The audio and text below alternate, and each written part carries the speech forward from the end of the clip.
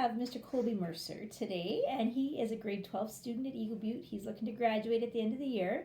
And Colby first came to Eagle Butte from Irvin, and he was actually in my grade 10 tag. This is Mrs. Canican. Colby's come up in conversation because of his work with Mrs. Bonagofsky in a course called Learning Strategies. And so Colby is going to tell us what reading was like for him when he first came to Eagle Butte in grade 10. Well, in grade 10, I didn't really like reading and couldn't find a good book and just thought that it was really boring. So so in your classes then, how did that translate, like when you had English and social and all those classes, like for you as a student, what did that look like? Oh, I wouldn't really be interested in the sources, and I would kind of just skim through them, and then after when I would do the test, I wouldn't really know anything, and I wouldn't want to go back and read it because I would be too lazy, and that kind of really affected my grades in grade 10. So Colby, Miss Bonagofsky tells me that you've had quite a shift in your mindset about reading. Tell us about how that all came about. Definitely having a different mindset was really good because it really changed when I started working construction, and I realized that I didn't want that job later in life after high school. So I kind of realized that I have to do the little things like reading to step up my A game for the rest of high school. So then you work construction all summer, 5 days a week, 6 days a week? 6 days a week. 6 days a week, you decide that isn't your love. Yeah. So you came back with a change about your attitude toward reading. So if I was your teacher and I was watching the Colby the next year, what would that have looked like?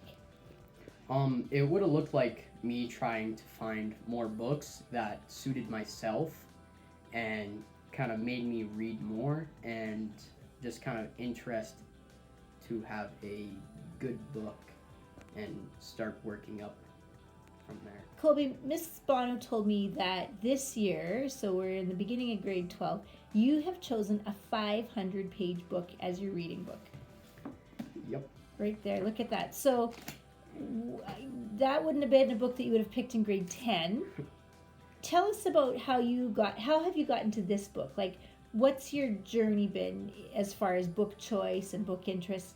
Tell us about that. Well, I first started with these little novels, these little pretty simple novels, and then I just started working my way up to graphic novels, and then novels that I thought that I would really enjoy and would want to read more and kind of persuade me to do more schoolwork.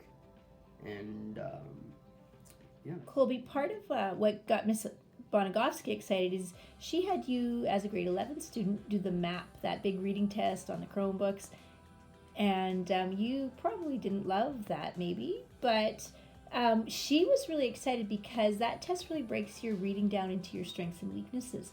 And when she looked at the data from that test, she was able to pinpoint kind of a piece where you didn't do as well.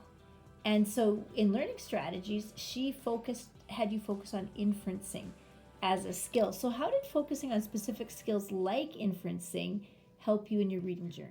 I really like inferencing because you start with a simple sentence and you could just kind of create your own world around that just little sentence, because you could just run on and on and on about your own little world and your own little book, and you could just create so many things from just that one little sentence. So Shiloh Dawn Bonagofsky is Colby's learning strategies teacher. Shiloh Dawn, why don't you tell us a little bit about what learning strategies is and how the MAP test fit into what you did there? Sure. So learning strategies is a small class, usually no more than 5 students, and we focus specifically on skills that students might be lacking. So we focus a lot on study skills. It's a chance for them to do homework, and then we also focus on reading comprehension with them. So that's where the MAP test fit in. At the beginning of the semester, I gave all my students the MAP test, and then I was able to break down their results to see the different skills that they would need more work on, and what areas they were ready to improve on. I could pinpoint and target very specific skills. So with Colby, for example, inferencing was a big skill we worked on last year with him. And then at the end of the semester, we did another map test to see how their scores improved and changed.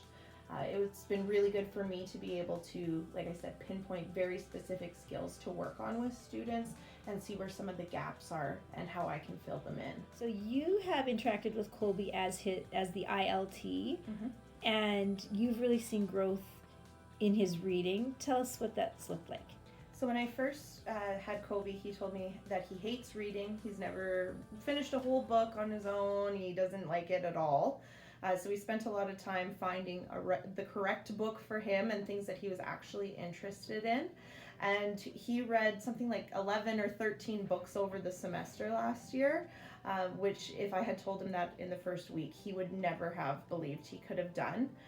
His confidence as a reader really increased. He was going from choosing like these skinny, how many pages is in this book, that's what I'm going to base my decision on for what to read, to choosing more than a 500-page book that met his interests. So I've seen him feeling more confident in his abilities as a reader, and even that he's not afraid to read aloud to other students now. I do First Chapter Fridays, where I read a chapter of different books each Friday to students just to expose them to different types of genres and whatnot. And today he asked me if instead of me reading, if I would mind if he read to the entire class. So that's what we did today. He read the first chapter of a Halloween spooky story type book today. So how is Colby the grade 12 student different than Colby the grade 10 student? I would say I'm a lot better at reading now and just being more active and just more into it, and it's just all about the mindset, and gotta realize that it's not your teachers or anything, it's you have to change yourself and you have to do everything yourself.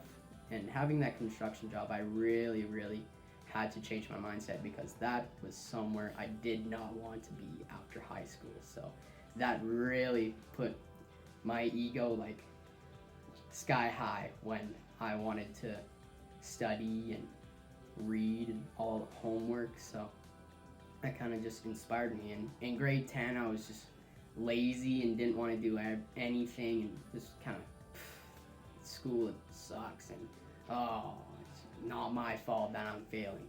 No, it's your own fault that you're failing, and it's your own mindset that you just got to change, and just got to have a positive attitude to everything. So I bet you're not failing courses this semester?